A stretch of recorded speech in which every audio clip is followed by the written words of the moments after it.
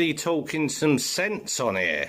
Yes, it is rigged. Like the World Cup was rigged for Messi to win the World Cup, it's rigged for Arsenal, Pep's old pal, to win the Premier League. That's what they're doing. Have you not watched how much it's been rigged? Nobody's seen them tackle Martinelli or Saka once. Not proper stud 'em. I'm not on about push 'em over. I'm on about proper stud 'em. The referees are wearing red. Proper stud 'em. He wants to... Who is this guy? You can clearly see it in every game. I've watched them. And they've got the three slowest central midfielders, yet nobody can get close to them. Partey, Odegaard and Xhaka are the slowest midfielders you can get in the middle of the park, yet they're dominating the ball. How? What, nobody can press them? They're slow. So you know it's rigged. Think about it. This guy is amazing. He literally... Is this what's happening to Arsenal now? Is this legitimately what is going on? It's rigged. It's the referees. And I didn't get the first comment. The first comment was Pep's old pal. So Pep Guardiola is sacrificing a three-peat to let his pal win the Premier League. I don't understand what's going on, bruv.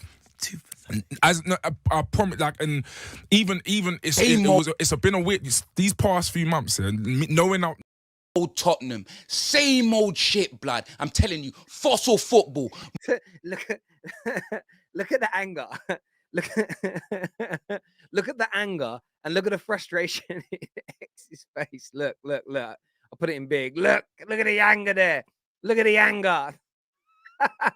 More bad decisions than Britney Spears, fam. Our Spurs fans are suffering with COVID-19, 61, isolation from trophies, fam, and I've had enough, blood. We take 2 steps forward and end up moonwalking like Michael Joseph Jackson, fam. We are garbage. I would rather watch a Katie Hopkins sex tape than this team at the moment, blood. I'm fuming.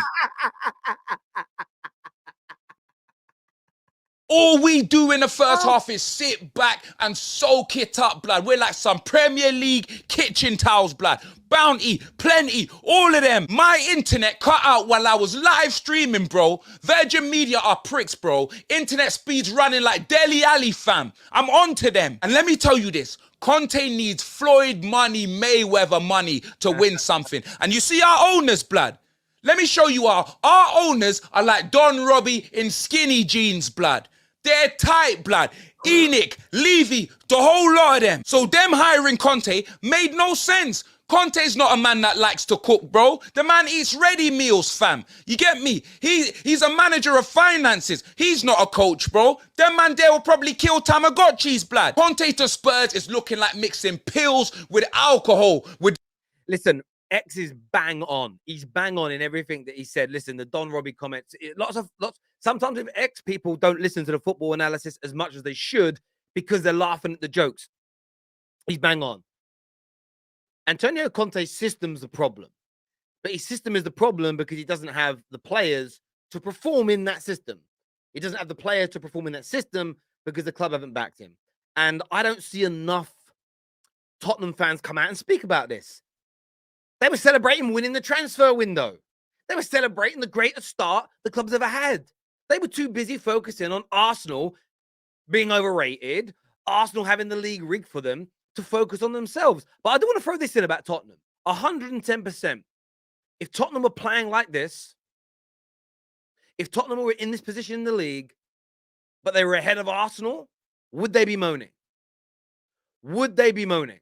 I know X would. But how many Tottenham fans would actually be angry if they were in front of Tottenham? Listen, I want your thoughts and I want your feelings on that, people. Let's go! Come on!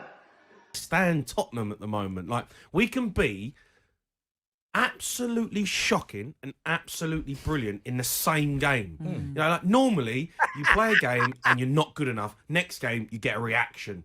The players come out, they're on the front foot.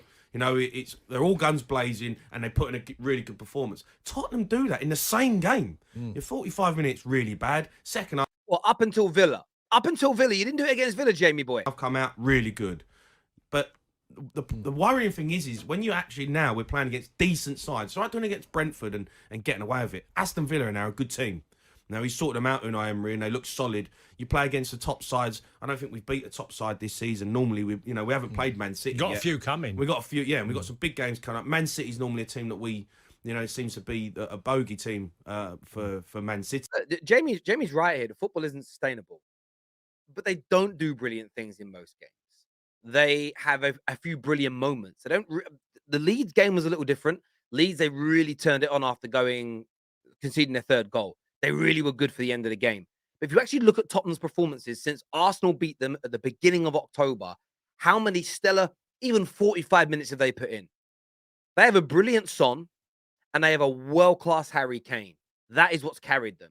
The rest of it is pretty damn pony. I mean, if you take out Bentancur and Kulusevski like yesterday, they're in trouble. But let's not forget what Jamie O'Hara said only 6 weeks ago about Tottenham. Just don't forget For the Champions League group, there is an agenda. There's a media agenda around Tottenham, because that for me, I think it's because everyone's worried about what this club can actually do. That's what he said, bro. Legitimately, let's rewind that to what he actually said. Let's have a little listen here. Let's have a little listen here. And that for me, I think it's because everyone's worried about what this club can actually do.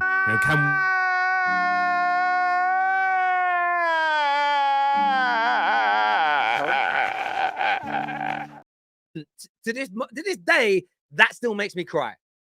Like Jamie O'Hara, the chief cheerleader for Tottenham fans, was telling us all we're scared of what they're cooking, and we weren't. Tottenham, I predicted to finish in the top 4. I still think they're a good team. Good club, big club. But they are just not at the level of Arsenal's and Chelsea's and Man United's and Liverpool's. And I think they were just deluding themselves. That's it, point blank. What do you guys think? I want to know. Hit the like and the share button, people. Subscribe to the Terrace. Let's go. What an absolute disgrace that we've just seen at the City Ground. A truly despicable performance from Chelsea, one that is totally and utterly unacceptable. This Chelsea team are a bunch of cowards. They're cowardly. So many of them are true cowards. There's no personality. There's no spirit. There's no identity. There's no fight in this team. There is no aggression, no desperation to win. They are so flaccid. Such a pathetic bunch. And do you know what? When I was a kid, I remember Chelsea playing away at that same stadium.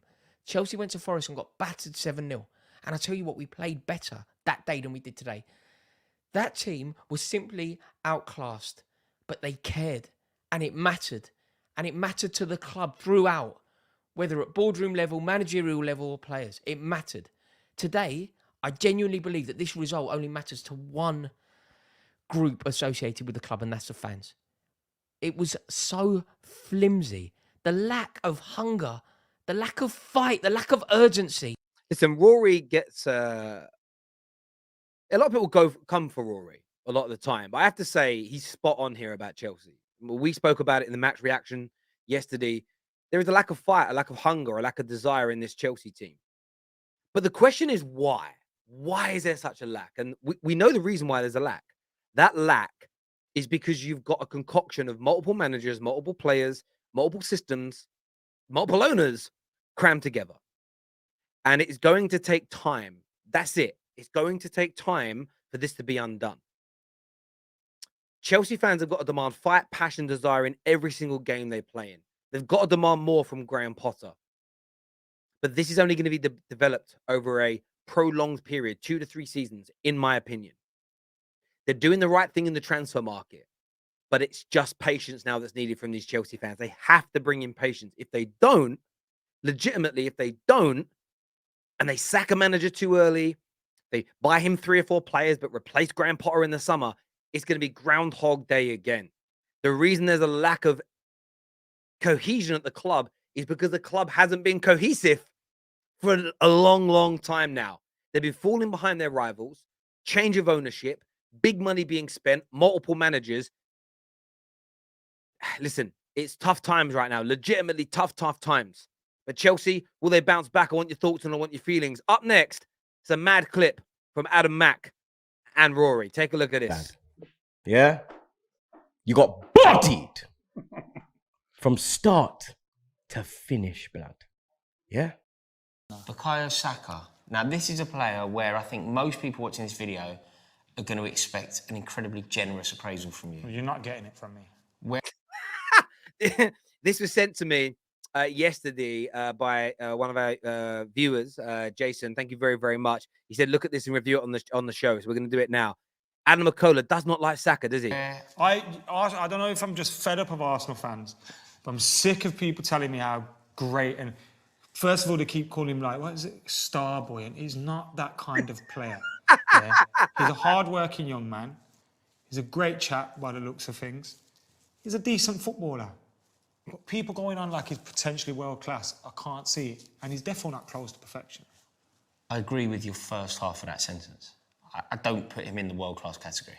I don't think he's as good as everybody else seems to think he is. But I equally think he's far better than solid mid-table. So where I would put him, I think he slots snugly and beautifully into close to Can we perfection. make a tier in between solid and close to perfection? No. Because perfection Unless just you're, doesn't fit unless you're next- really good at arts and crafts, and quickly, no. I'm really good. Listen, look, McCullough doesn't like Arsenal. Grew up Arsenal, Man United, biggest Prem rivalry. But the Arsenal disrespect has got to stop. The Saka disrespect has got to stop. And I know this was earlier on in the season. That's why I'm reviewing it. Saka has now proven everybody wrong. Arsenal are proving everybody wrong. Top team. Saka is a class player, irrespective of Arsenal winning the league or not. He's added those goals. He's added those assists to his play. That video is just those kind of, and we all do it, by the way. You can probably go back and find multiple on me. Even predicting Liverpool to win the league at the start of this season. We all make these calls that go wrong. But it's just so funny looking back now in hindsight, the levels that Saka and the levels that Arsenal have gone to.